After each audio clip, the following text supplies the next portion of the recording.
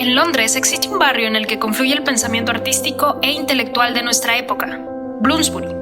Este barrio dio nombre a uno de los grupos más influyentes de escritores, pintores e intelectuales del siglo XX, entre los que destaca Virginia Woolf. Recorre con la cartógrafa de Bloomsbury las casas que habitaron y las calles que los inspiraron.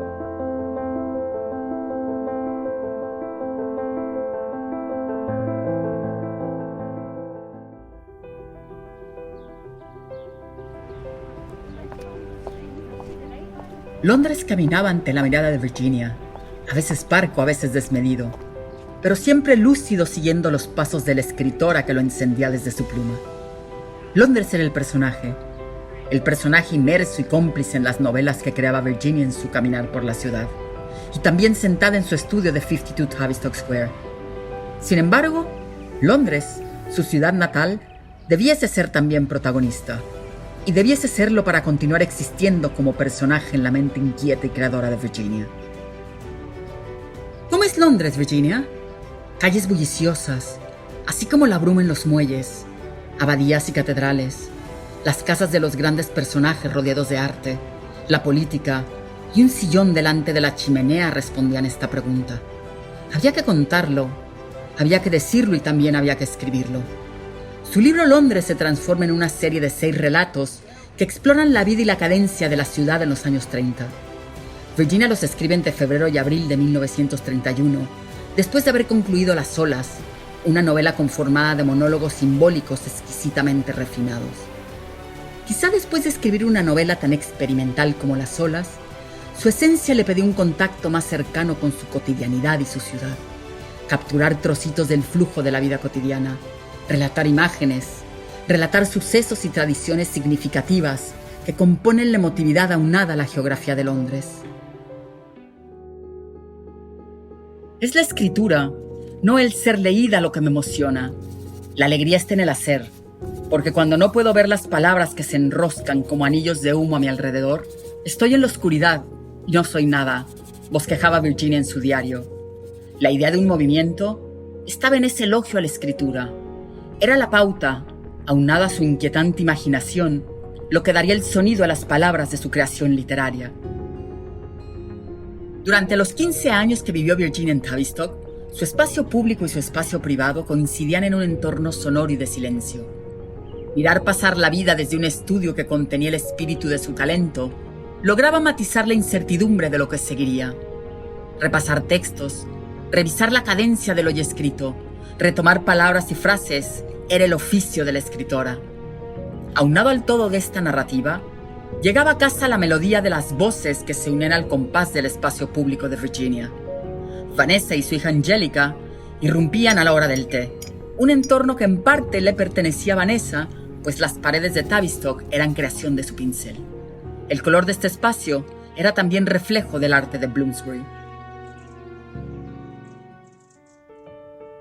Colmado de musas alrededor de un estanque, el jardín más bello fue inspiración para los pintores de Bloomsbury. Se hablaba de su geometría, se bosquejaban trazos imaginando hacia dónde crecería, desde dónde brillaría y hasta cuándo viviría. Y así pasaba el día, con la cadencia de lo cotidiano en el que lo poco convencional se asomaba por la rendija.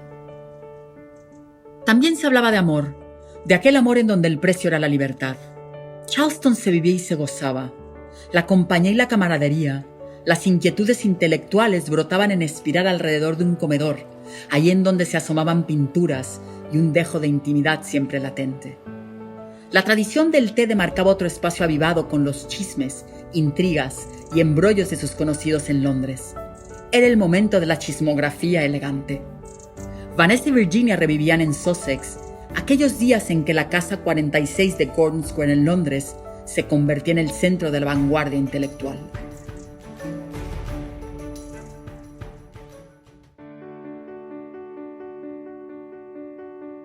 En la mente de una ciudad donde el sonido de lo urbano converge con una historia de ficción, resuena la escritura de aquella mujer de letras, caminante asiduo y perenne de lo citadino.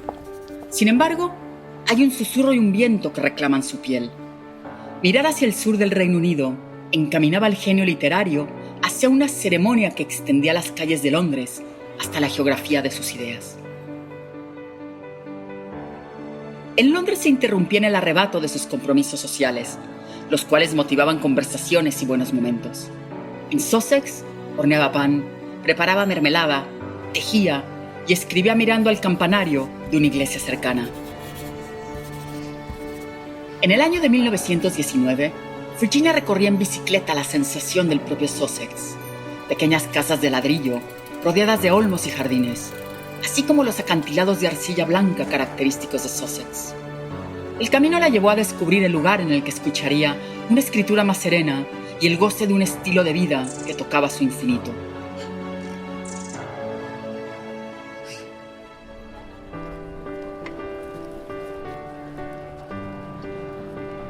El bullicio de una ciudad es el murmullo que vive en la mente de aquellos que la recorren. Deambular o detenerse cambia el sentido de la historia personal. Aquel que revise un mapa o se dirige a una esquina se perderá en el significado del camino certero. En aquellas tardes de noviembre, donde la neblina cubre la ciudad, Virginia reconstruía a través de su escritura y del intercambio de cartas con sus amigos el Londres que se escondía detrás. La melancolía son los sonidos en una noche de invierno, murmuraba sentada frente a su chimenea. Hay historias tristes que nunca se escribieron y letras alegres que se olvidaron entre la neblina. El tiempo pausaba en las páginas de Virginia. Las escaleras del edificio de Tavistock resonaban tras los pasos de la cotidianidad. Había también una vida agitada que interrumpía los instantes de calma y serenidad. El trayecto era inminente. Salir de casa para comenzar el merodeo creativo significaba también tomar caminos insospechados. En su ensayo Una habitación propia, Virginia describe su llegada al Museo Británico. Londres era como un taller, Londres era como una máquina. A todos nos empujaba hacia adelante y hacia atrás sobre esta base lisa para formar un dibujo. El British Museum era un departamento más de la fábrica. Y así continuaba la escritora, que dejaba el oficio solitario en Tavistock para recolectar las imágenes que solo el caminar las calles de Londres lograban trazar en su memoria.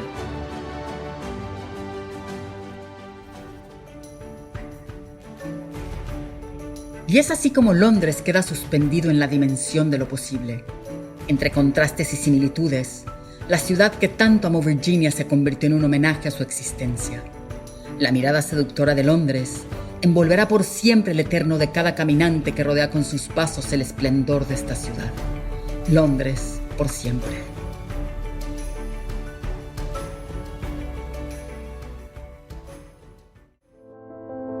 Seguir reconfigurando cada casa y cada plaza en donde se respiró la cadencia de Bloomsbury es labor de la cartógrafa de Bloomsbury.